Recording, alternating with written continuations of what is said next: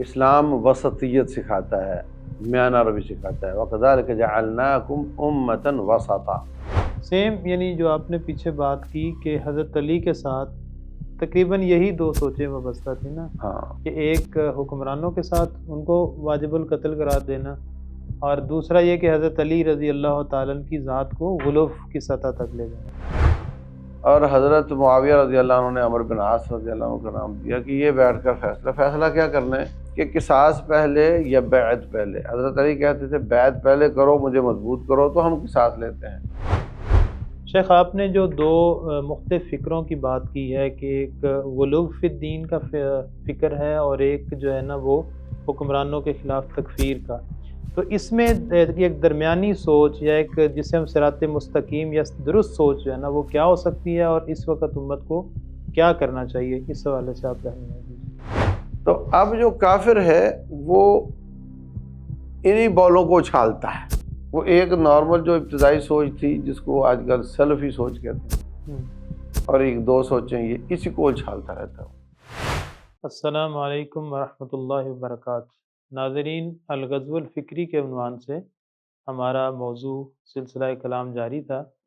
اور اس ٹاپک میں ہمارے ساتھ موجود ہیں ملک کے نامور مفتی محترم ڈاکٹر محمد یوسف تیبی صاحب۔ تو آج ہم ایک کرنٹ ایشو جو اس وقت پوری دنیا کی خبروں میں ہے، خاص طور پر گزشتہ 2-3 دنوں سے،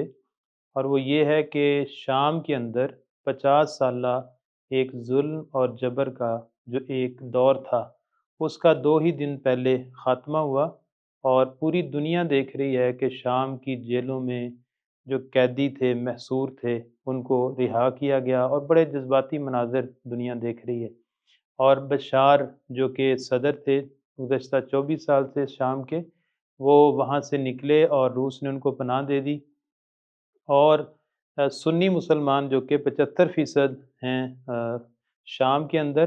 انہوں نے غلبہ حاصل کیا، اور بغیر کسی خونی جنگ کے ایک بہت بڑا منظرنامہ اس شام کے اندر جو ہے وہ تبدیل ہوا۔ اچھا، ان صورتحال میں بہت ساری کنفیوژنز خبروں میں چل رہی ہیں کہ اس کے پیچھے کون ہے، کس کے مفادات پہ زد پڑی، کون سا مسلمان ملک اس نے سپورٹ کیا ان لوگوں کو، کون سے کافر ممالک ہیں، امریکہ کہاں کھڑا ہے اور روس کہاں کھڑا ہے، اور مسلمانوں میں بھی شیعہ سنی اس طرح کی باتیں بہت زیادہ چل رہی ہیں۔ تو اس عنوان سے انشاءاللہ ہم بات کریں گے محترم محمد یوسف تیبی صاحب سے، اور بہت سارے مسلمان اس پر خوشی کا اظہار بھی کر رہے ہیں۔ تو ہم خوشی سے ہی ایک اس پہلا سوال انشاءاللہ شروع کریں گے۔ ہم شیخ صاحب سے پوچھیں گے کہ شیخ یہ ایک خوشی کی خبر ہے کہ ایک جو ہے وہ ایک دور ختم ہوا، یا یہ کوئی پروکسی ہے، اس کے پیچھے بھی کوئی نہ کوئی، ہم دیکھتے ہیں کہ بعض دفعہ ایک انقلاب سمجھا جاتا ہے اور اس کے پیچھے کوئی نہ کوئی اور چیز ہوتی ہے، اور وہ ایک کہہ لیجئے کہ ایک فتنہ ہوتا ہے، اور اس سے وہ ہمیں فوائد نہیں مل پاتے۔ تو آپ اس کو کس نظر سے دیکھتے ہیں، ابھی جو 2-4 دن پہلے جو شام کے اندر سچویشن بنی؟ بسم اللہ والصلاة والسلام علی رسول اللہ وعلی آلہ وصحبہ اجمعین۔ ہم جو اس سیگمنٹ میں بات کرتے ہیں ہمیشہ سے کہ مسلمانوں کے اپنے فکری انتشار اور ان کے نظریات کی مختلف ہونے کی وجہ سے کتنا نقصان ہوا، اور جو ہم نے بات کی تھی کہ جو ابتدائی پہلی سوچ جو الگ ہوئی تھی مسلمانوں میں، وہ یہ تھی کہ حضرت عثمان بن عفان رضی اللہ عنہ جو کہ خلیفہ راشد ہیں، داماد مصطفیٰ ہیں صلی اللہ علیہ وسلم، ان کو مسلمانوں کے ہاتھوں شہید کر دیا گیا۔ جی تو سوچ وہ یہ تھی کہ حکمرانوں کے خلاف کھڑے ہونا، حکمرانوں کو برا کہنا، ان کی جو ان کے فیصلوں کو گناہ کو کبیرہ کو کفر کو واجب القتل قرار دے دینا۔ تو یہ سوچ حکمرانوں کے خلاف بغاوت کی جو تھی، یہ سب سے پہلے کھڑی ہوئی۔ پھر ان لوگوں نے ہی مسجد نبوی کے ممبر و محراب پہ قبضہ کیا ہوا تھا، انہوں نے ہی پھر اگلی حکومت بنانے میں پورا کردار ادا کیا۔ حالانکہ علی بن ابی طالب رضی اللہ تعالیٰ عنہ ان میں کوئی غبار نہیں، وہ بھی بہت ہی عالی شان ہیں اور ان کی بھی بڑا مقام ہے، ہمارے سر کے تاج ہیں اور ہمارے نہایت احترام کے لائق ہیں۔ ایسا نہیں کہ ان کی وجہ سے یہ اگر وہ نہ ہوتے تو یہ خلیفہ نہیں بنتے، مگر یہ کہ یہ تو ہے کہ ان کا کردار اس میں تھا، کیونکہ اس وقت زمام حکومت ان کے ہاتھ میں چلی گئی تھی۔ وہ پھر نا کیا کرتے تھے کہ ان کی کوشش تھی کہ مسلمان ایک نہ ہوں۔ اگر یہ ایک ہو گئے تو یہ ہم قصاص کا کام باقی بات کریں گے اور قصاص ہم سے لیا جائے گا۔ تو حضرت طلحہ اور زبیر رضی اللہ عنہما جو لشکر لے کر آئے تھے وہ حضرت علی رضی اللہ عنہ کی تائید کے لیے ہی لائے تھے، ہاتھ مضبوط کرنے کے لیے، مگر انہوں نے بیچ میں فائرنگ کر کے انہی خوارج نے وہ ان کی لڑائی شروع کروا دی اور حضرت طلحہ بھی شہید ہو گئے، حضرت زبیر بھی شہید ہو گئے۔ تو یہی لوگ تھے جو اکساتے تھے کہ بار بار حضرت معاویہ بن ابی سفیان پر حملہ کیا گیا صفین کے موقع پر۔ اور یہاں پہ بہت زیادہ لوگ یہ سوال کرتے ہیں کہ حضرت عمار بن یاسر رضی اللہ عنہ کو کس نے شہید کیا، اور وہ سمجھتے ہیں کہ ایک وہ تھے کہ جن پر حملہ ہوا، ایک وہ تھے جنہوں نے حملہ کیا۔ تو حضرت عمار چونکہ حضرت علی رضی اللہ تعالیٰ عنہ کے لشکر میں تھے تو پھر ظاہر ہے پھر حضرت معاویہ کے لوگوں نے قتل کیا ہوگا۔ حالانکہ بیچ میں تیسرا گروہ تھا جو حضرت علی رضی اللہ عنہ کے ساتھ لگ کر تو آئے تھے مگر ان کے ساتھی تھے نہیں، ان کی سوچ کا بڑا اختلاف تھا۔ یہی ہوا کہ انہوں نے ہی حضرت عمار کو شہید کیا، اور جب حضرت معاویہ رضی اللہ عنہ کے لوگوں نے کہا کہ ہم صلح چاہتے ہیں، مذاکرات چاہتے ہیں، فیصلہ چاہتے ہیں، لڑنا نہیں چاہتے، قرآن اٹھا لیے۔ حضرت علی رضی اللہ تعالیٰ عنہ نے ابو موسیٰ اشعری رضی اللہ عنہ کا نام دیا، اور حضرت معاویہ رضی اللہ عنہ نے عمرو بن عاص رضی اللہ عنہ کا نام دیا کہ یہ بیٹھ کر فیصلہ کیا کرنا ہے کہ قصاص پہلے یا بیعت پہلے۔ حضرت علی کہتے تھے بیعت پہلے کرو، مجھے مضبوط کرو تو ہم قصاص لیتے ہیں، اور حضرت معاویہ رضی اللہ عنہما کہتے تھے کہ بیعت بعد میں کروں گا، پہلے میرے بھائی کا قصاص ہونا چاہیے۔ تو وہ فیصلہ کریں گے کہ قصاص کیسے ہوگا اور بیعت کیسے ہوگی۔ یہ جھگڑا نہیں تھا کہ میں خلیفہ بننا چاہتا ہوں، وہ کہتے تھے میں، وہ تو بنے ہوئے تھے۔ اور اسلام کا یہ قانون ہے کہ ایک خلیفہ بن جائے تو دوسرا اگر دعویٰ کرتا ہے تو اس کو قتل کر دیا جائے، تو یہ بات تھی نہیں۔ اب ان کو پتہ چلا کہ یہ تو فیصلہ پھر ہو جانا ہے اور پھر ہمیں ہی قتل کیا جائے گا۔ انہوں نے شور شروع کر دیا کہ حضرت علی نعوذ باللہ رضی اللہ عنہ، انہوں نے نعوذ باللہ فیصل مقرر کر کے اللہ کے ساتھ شرک کیا ہے، ان الحکم الا للہ، حکم تو اللہ کا ہونا چاہیے، اور انہوں نے کہا بندے کا ہونا چاہیے، لہذا نعوذ باللہ شرک کر لیا ہے، اور یہ اور ان کے ساتھی کوئی بھی مسلمان نہیں رہا ہے۔ تو الگ ہو گئے۔ پھر ان کے ساتھ حضرت علی کی لڑائیاں بھی ہوئیں نہروان کے مقام پر، اور اس وقت جو نارمل منہج پر صحابہ کرام تھے انہوں نے تو حضرت علی رضی اللہ تعالیٰ عنہ کا ساتھ دیا، کیونکہ خارجیوں کے ساتھ تو کوئی صحابی بھی نہیں تھا۔ حضرت معاویہ کے ساتھ صحابہ تھے، اب ان کا تو معاملہ سائڈ پر ہو گیا نا، اب لڑائی ہو رہی ہے حضرت علی امیر المومنین رضی اللہ عنہ اور خوارج کے ساتھ، تو ان کے ساتھ تو کوئی صحابی تھا ہی نہیں، ان کے ساتھ ہی سارے ساتھی تھے۔ لیکن کچھ لوگ ایسے بیچ میں نکلے جنہوں نے حضرت علی رضی اللہ تعالیٰ عنہ کی محبت میں مبالغہ آرائی کی اور ان کو اللہ کا مقام دے دیا، اور حضرت علی رضی اللہ تعالیٰ عنہ نے ان کے ساتھ بھی قتال کیا، ان کو بھی مارا، ان کو زندہ جلا دیا۔ یہ شیخ خوارج کے علاوہ تھے؟ یہ علاوہ تھے جو شکل بنی، یعنی یہ ان کی محبت میں مبالغہ کر کے اللہ کا رب کا درجہ دینے والے، اور ان کی نفرت میں مبالغہ کر کے ان کو غیر مسلم قرار دینے والے۔ یہ دو سوچیں سب سے پہلے اسلام سے نکلی ہیں۔ تو حکمرانوں کے خلاف ان کی غلطیوں کو، گناہ کو، کبیرہ کو واجب القتل قرار دینا، اس سوچ کو ہمارے آج کل کی اصطلاح میں اخوانی سوچ کہتے ہیں۔ یہ ہر جماعت میں کچھ پائی جاتی ہے، کسی میں 5، کسی میں 10، کسی میں 20، کسی میں 50، کسی میں 80%، کسی میں تو داعش ٹائپ کی جماعتیں 100% اس روڈ پہ چلی ہوئی ہیں، اور القاعدہ ٹائپ کی جو جماعتیں ہیں وہ مطلب 90% ہوں گی، کوئی 80 ہوگا۔ انہوں نے خلیفۃ المسلمین کا اعلان نہیں کیا، اور موجودہ حکمرانوں کو وہ بھی برا کہتے ہیں۔ اور پاکستان کی جماعتوں میں بھی، اور آپ دیکھتے ہیں کہ ملک کے خلاف کھڑے ہونے والے اور پھر دھماکے کرنے والے، اور کچھ اس کے نیچے سوچ کی حد تک ہیں، سیاست کا لبادہ اوڑھ کر بیٹھے ہوئے ہیں، اور کچھ لوگ ہیں وہ خالی فکر کی حد تک، جیسے جماعت المسلمین ہے، وہ اپنے آپ کو کہتے ہیں ہم مسلمین ہیں، باقی سارے کافرین ہیں۔ تو یہ سوچ کا بگاڑ، حکمرانوں کے خلاف اور عوام کے خلاف مسلمانوں کو کافر کہنا، اور دوسری طرف حضرت علی رضی اللہ تعالیٰ عنہ کی شان ان کے اللہ کے رسول کے بتائے ہوئے شان سے اوپر لے جانا اور مبالغہ آرائی کرنا، یہ سوچ چلتی رہی ہے۔ اب پوری تاریخ بھری ہوئی ہے ان دو سوچوں سے۔ بیچ میں کچھ لوگ آئے جو اللہ تبارک و تعالیٰ کی صفات کی منکر یا تعویلیں کرنے والے، ایک یہ پیدا ہوا، ورنہ جو فکری اعتبار سے تھا نا، اب سعودیہ کے سراؤنڈنگ میں یہی دو سوچیں پائی جاتی ہیں۔ جو اخوان المسلمین یہ پیدا ہوئے مصر میں، تو وہاں یہ سوچ پائی جاتی ہے، اور اس کی دعوت سے متاثر ہوا سوڈان،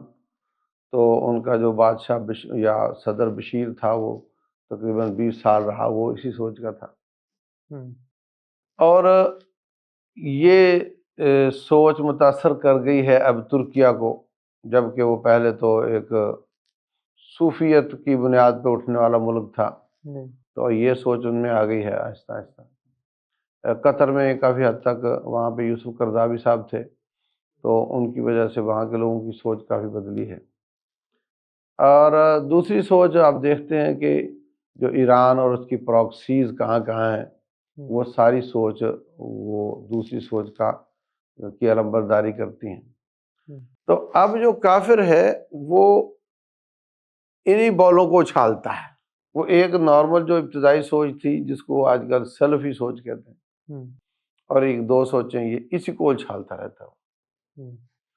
اور روس ہو یا امریکہ ہو، وہ سب اسی سے استفادہ کرتے ہیں۔ سیم، یعنی جو آپ نے پیچھے بات کی کہ حضرت علی کے ساتھ تقریباً یہی دو سوچیں وابستہ تھی نا، ہاں، کہ ایک حکمرانوں کے ساتھ ان کو واجب القتل قرار دینا، اور دوسرا یہ کہ حضرت علی رضی اللہ تعالیٰ عنہ کی ذات کو غلو کی سطح تک لے جانا، یعنی سیم وہی دو چیزیں یہاں بھی چل رہی ہیں۔ مطلب اب تک جو چلتا چلا جا رہا ہے، مطلب سعودیہ جو ہے نا وہ ان دونوں سے الگ ہے، اور امارات بھی اس کے ساتھ ہے، اور بحرین بھی اس کے ساتھ ہے۔ جو عمان ہے، یہ 100% جو خارجی سوچ میں ایک عبادی گروہ ہے، وہ اس کے علمبردار ہیں، جو حکمران ہے وہاں کے۔ اور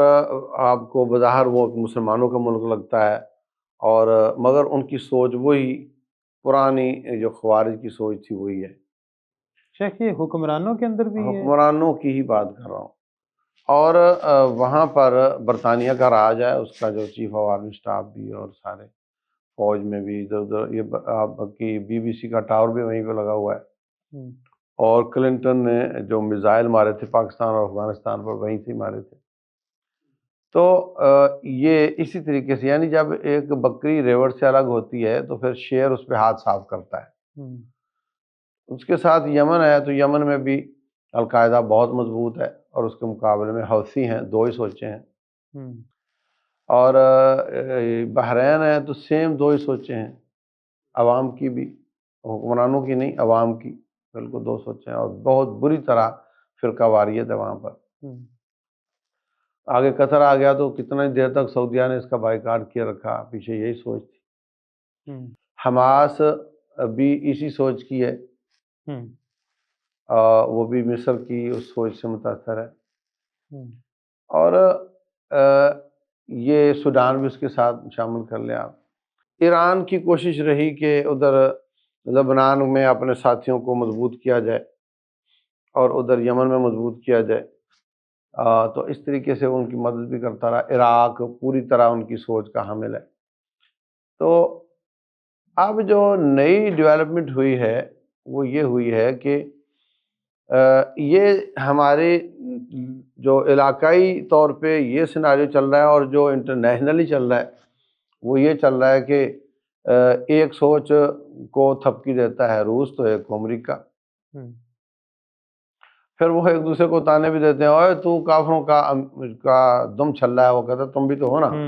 بالکل ایسے تو وہ یہ المیہ ہے مثلا مسلمانوں کا علیہ باللہ، وہ کچھ اس کے ساتھ کوئی اس کے ساتھ مل گیا، چل رہے ہیں،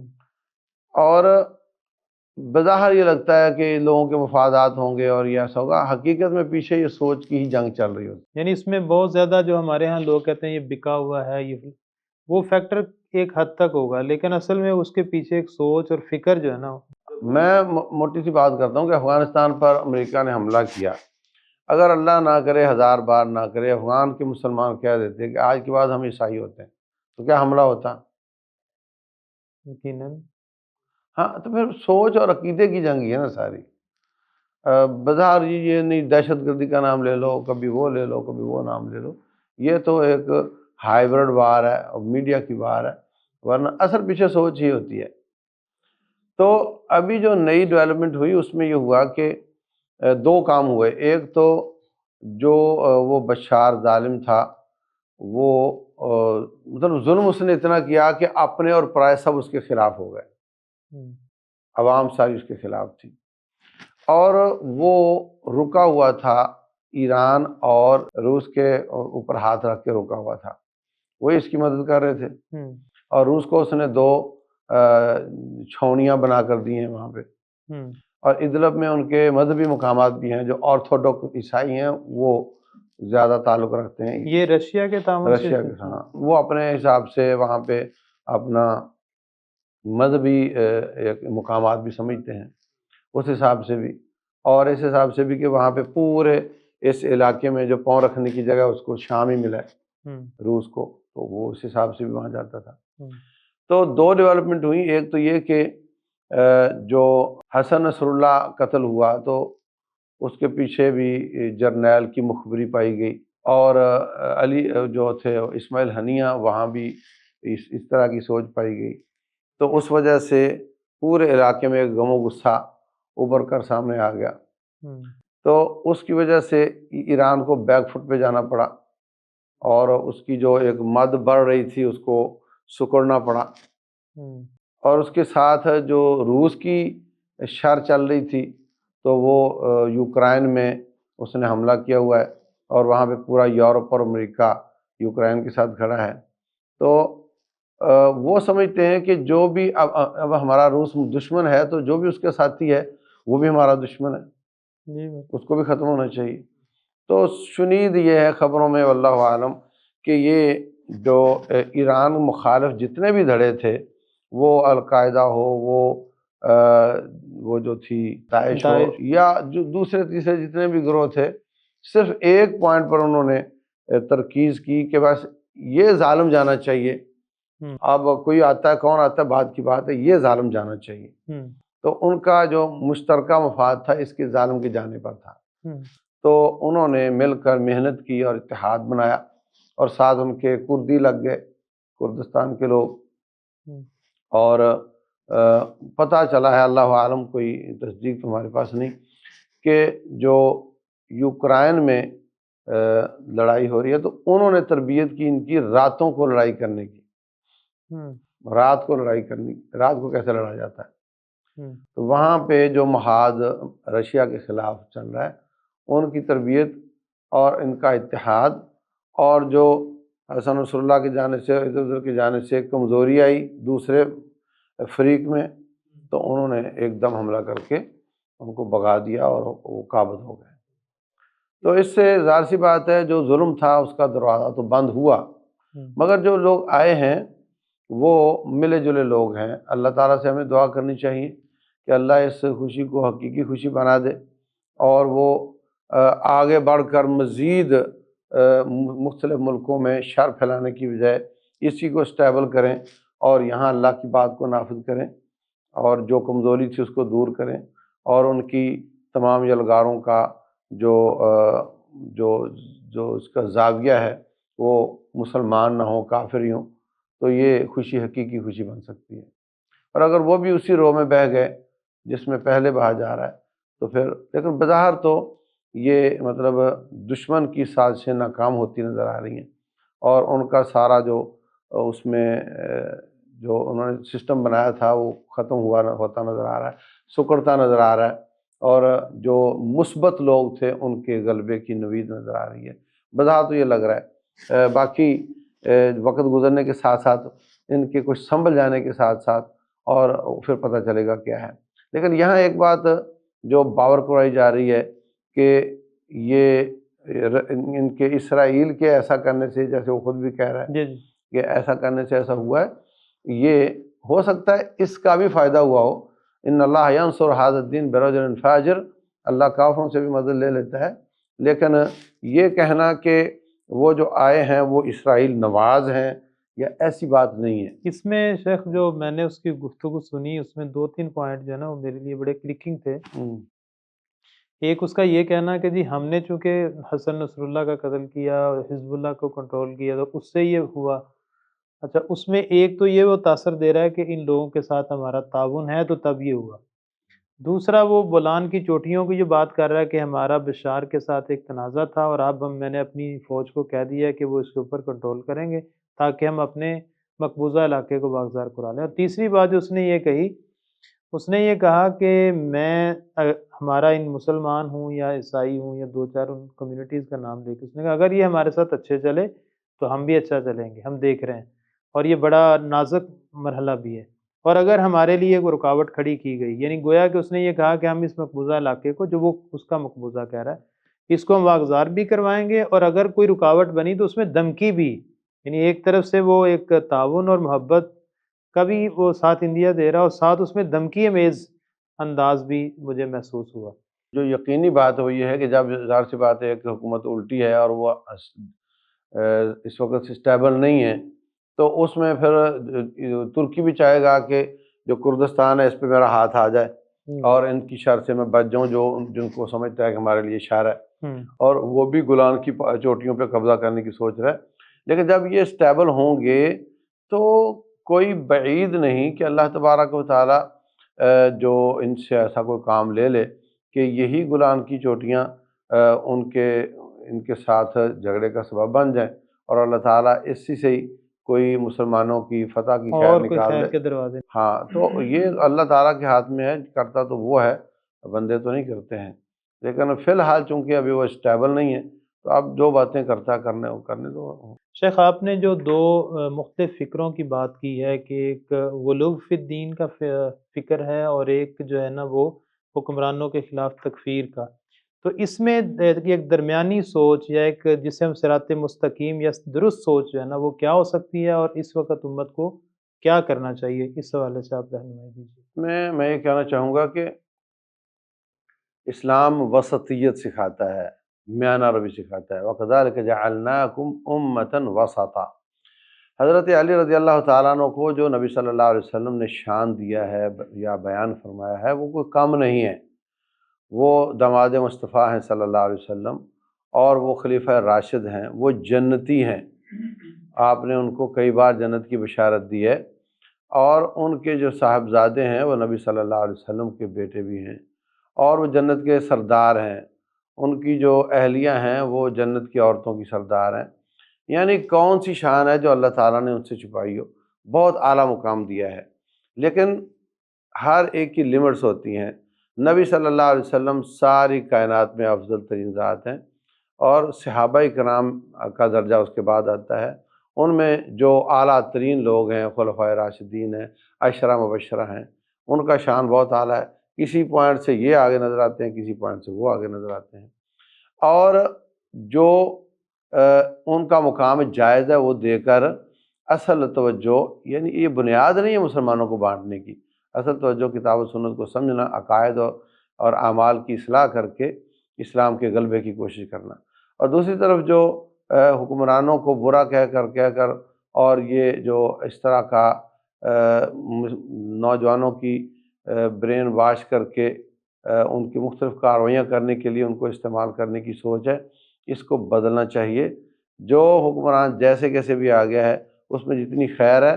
اس میں اتنا قدر اس کا تعاون کیا جائے، جتنی شر ہے اس میں اپنا تعاون نہ کیا جائے۔ ان کی اصلاح کی کوشش، ان کی خیر خواہی، نصیحت اور ان کے لیے دعائیں کی جائیں جب تک وہ مسلمان ہیں۔ کافر ہوں تو الگ بات ہو جاتی ہے۔ تو اس طریقے سے اس مسئلے کو حل کر کے میانہ روی اختیار کی جائے، اور اپنی تمام کاوشیں، کوششیں، جنبشیں، حرکتیں، توانائیاں وہ اسلام کے غلبے کے لیے اور کافر کو نیست و نابود، ظالم کو نیست و نابود کرنے میں لگائی جائیں، تو پھر یہ مسئلہ حل ہو سکتا ہے۔ ورنہ ہم ایسے ہی دوسروں کے اعلی کاری بنے رہیں گے اور کافر ہمارے ساتھ کھیلتا رہے گا۔ ناظرین، آج کی گفتگو میں جو شیخ نے بہت اہم پوائنٹ جو ہے نا وہ ڈسکس کیے، اس میں یہ ہے کہ بیسیکلی یہ تین سوچیں۔ ایک سوچ یہ ہے کہ غلو فی الدین کر کے کسی خاص شخصیت کو اتنا پرومیننٹ کرنا، تو عقیدہ، دراصل اس میں عقیدے کا مسئلہ ہے۔ ایک طبقہ یہ جو عقیدے کی خرابی والا، یہ بھی کافر کا اعلی کار بن جاتا ہے چاہتے ہوئے اور نہ چاہتے ہوئے۔ اور ایک دوسرا طبقہ جو ہے نا وہ یہ ہے کہ جو حکمرانوں کو تکفیر کے اور واجب القتل اس پیراڈائم میں لا کے، تو وہ بھی اگرچہ وہ مخلص بھی ہوتا ہے، کام بھی کرتا ہے، لیکن وہ بھی کسی نہ کسی سطح پر جا کے کافروں کا اعلی کار یا بڑی قوتوں کے ہاتھ میں کھیل رہا ہوتا ہے۔ تو اس وقت ہمارا پوری امت کا مسئلہ یہ ہے کہ جب ہم ان دو مسائل کا شکار ہو کے، یا ہمیں امریکہ استعمال کر رہا ہوتا ہے یا ہمیں رشیا استعمال کر رہا ہوتا ہے، تو اس میں جو صحیح فکر ہے وہ یہ ہے کہ ہم حکمرانوں کے ساتھ، اگرچہ وہ ان میں خرابیاں بھی ہوں، ان کے ساتھ مل کے ہم اپنا اصل دشمن جو ہے، جس کو اللہ تعالیٰ عدو اللہ کہتا ہے، وہ یہودی ہے، وہ عیسائی ہے، وہ اسلام کا دشمن ہے، ہم اس کو اپنا دشمن سمجھیں، اور یہ جو ہمارے آپس کے عقائد کے یا نظریات کے یا فکری اختلافات ہیں، اس کو کم سے کم رکھیں، کیونکہ ایک بہت بڑی ہماری فتح، خدشہ یہ ہے کہ اگر ہم نے اپنی یہی فکری جو خرابی ہے اس کو ہوا دی، تو ہم اپنا یہ جو دو فیکٹرز ہیں یہ دوبارہ کافروں کے ہاتھوں میں دے دیں گے، اور اپنی فتح کی جو ایک کامیابی ہے اس کا نقصان کر بیٹھیں گے۔ تو صحیح فکر یہی ہے کہ اپنے عقیدے کو درست رکھا جائے، اور حکمرانوں سے تعاون خیر کے کام میں کیا جائے، اور شر میں ان کی اصلاح اور خیر خواہی کسی کو جو ہے وہ اپنایا جائے۔ ہم اللہ تعالیٰ سے دعا کرتے ہیں کہ امت کے اندر